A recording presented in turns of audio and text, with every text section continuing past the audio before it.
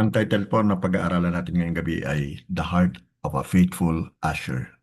Sa Hebrews chapter 6 verse 10, it is written, God is not unjust. He will not forget your work and the love you have shown Him as you have helped His people and continue to help them. Point number 1 po, smile with the love of Christ. Ang usher po ang madalas na unang nakikita ng mga dumadalo sa gawain po ng Panginoon. Ang isang matamis na ngiti at mainit na pagbati ay sumasalamin sa pag-ibig ng Diyos.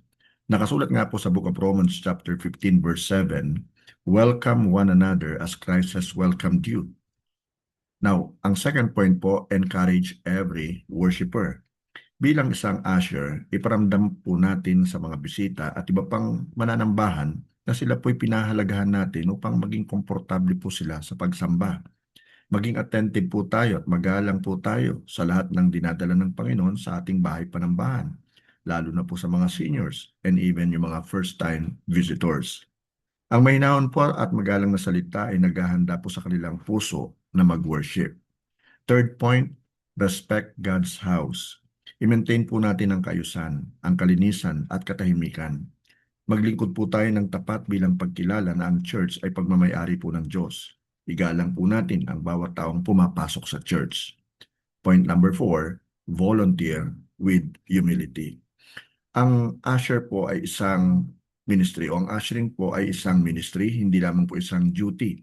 So maglingkod po tayo na hindi naghahanap ng pagkilala o papuri. Si Jesus ang atin pong pinakamagandang halimbawa ng isang humble service. At point number 5, excel in service. So be punctual. Maging maaga po tayo, prepared at dependable po tayo at maging mapanalanginin po tayo.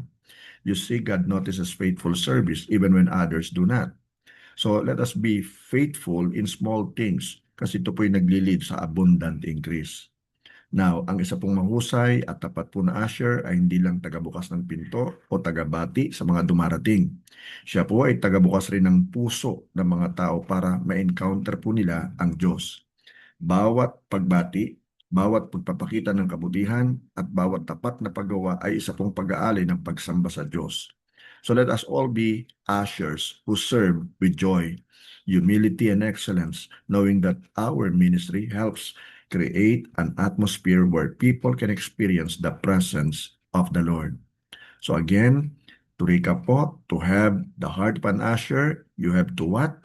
Smile with the love of Christ, encourage every worshiper, respect God's house, volunteer with humility, and excel in faithfulness. Maraming salamat po sa inyo pong pakikinig. Pagpalain po tayo ng Diyos sa buhay, and to God be all the glory. God bless us all po.